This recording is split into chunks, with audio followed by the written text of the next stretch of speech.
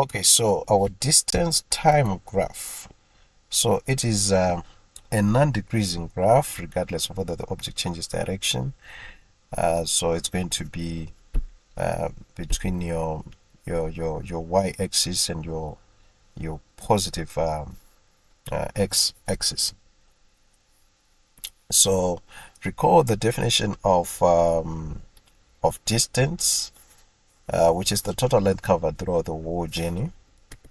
Okay, so the gradient of the distance time graph here at any point is equivalent to the rate of change of distance.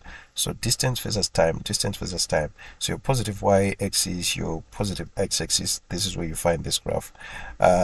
We are saying it's the gradient, the rate of change of y, which is your distance, over your rate of change of x, which is your time. So distance over time, it's going to give you speed.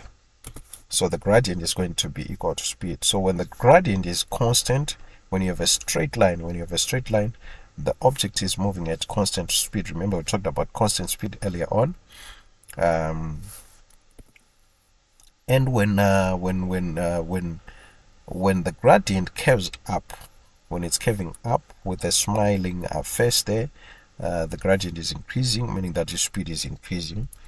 When the gradient curves down a set face, it means that the gradient is decreasing, and hence your speed is also decreasing. When the gradient is zero, you have a horizontal line, your speed is zero, meaning that the object is at rest or stationary. So let's look at this on the graph. So this is the first thing. When your gradient is curving up, it means that there's an increase in speed. When your gradient is zero, when you have a horizontal line, it means that your speed is zero or your object is stationary. When you have a straight line there, your gradient is linear, it means that you are moving at constant speed. When it is less steep, it means lower constant speed. So this is lower constant speed, this is a higher constant speed. And then we have a curve that looks like that. You start to have your graph curving downwards. It means that there's a decrease in speed. And so those are the situations that you have there. You need to know how to interpret this graph. Let's look at the speed time graph. Okay, so we had a distance time graph. Now this is a speed time graph. So a speed time graph is also a non-negative graph regardless of whether the object changes direction. So you're going to find it between your positive y-axis and your positive x-axis. Recall that the speed is a scalar quantity. It does not have direction, so negative speed does not give any meaning. So this is what we are saying. You're going to find it on the positive side, or the positive quadrant there, on your graph. When speed is zero, the object is at rest. When the speed is positive, the object is moving. So we have zero or positive speed. Okay. The gradient of speed time graph at any point is equivalent to the rate of speed, rate of change of speed. So you have your speed versus time. So this is the rate of change of speed when you look at gradient, which would be what? Acceleration, which is our rate of change of speed. Remember our definition of acceleration. So when the gradient is constant, when you have a straight line, the object moves at constant acceleration. So when you see a straight line there, that's constant acceleration.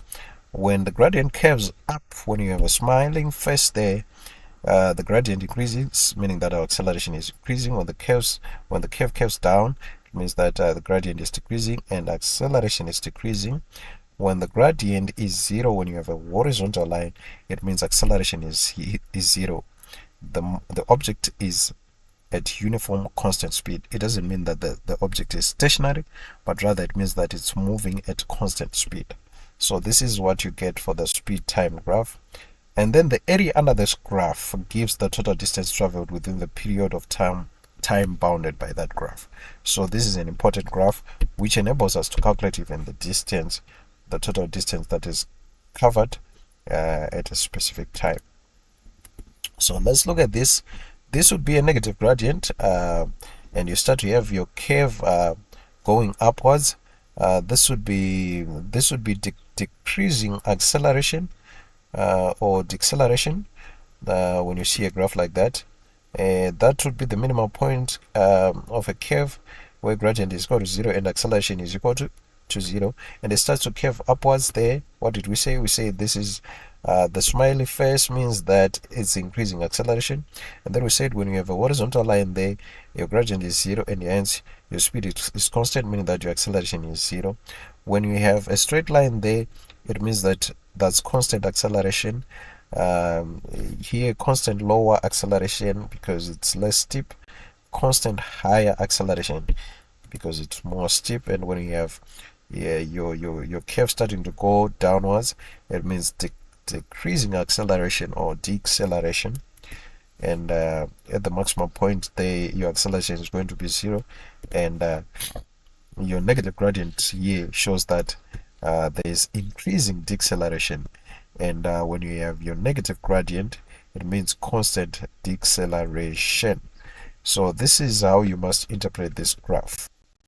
Remember, we said the area under the graph represents the total distance traveled here within the time bound here, which is t1 and t2.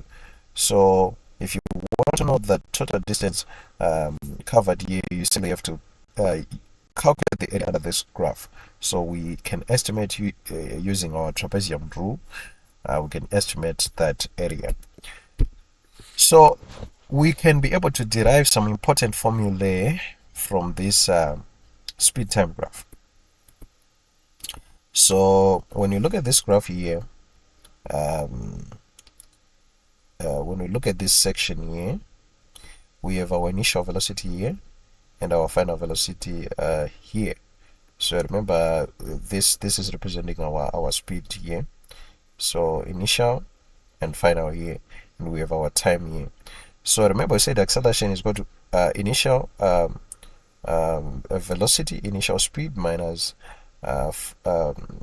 your final speed minus your initial over time. And you can rearrange this formula here to make v the subset of the formula, and you can come up with this formula: v is equal to u plus at. This is an important formula that we can use in our kinematics calculations.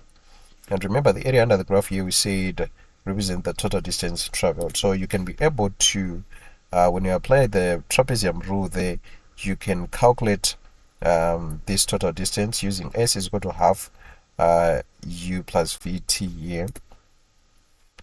And I can make time the subject of the formula here by multiplying both sides here by 2 and then dividing by u plus v. And when I have this 2, this time, which is equal to 2s over u plus v here, what I can do is I can substitute 2s over u plus v for t in this formula here. And when I do that, I can come up with a different formula. If I simplify there, I can be able to come up with this formula: v squared is equal to u squared plus 2as. So that would be our second most important formula in kinematics. And then you can proceed here to your v squared is equal to u squared plus 2as here. And remember, your v is equal to u plus at, this one. So if I substitute u plus at for v here and I simplify, I can be able to derive this formula here, which calculates for me the total distance as equal to ut plus half at squared. So we have those three important formulae, and we are going to be using these in different situations depending on the data that you're given. So let's look at this first one here. Take note that this formula does not have total distance.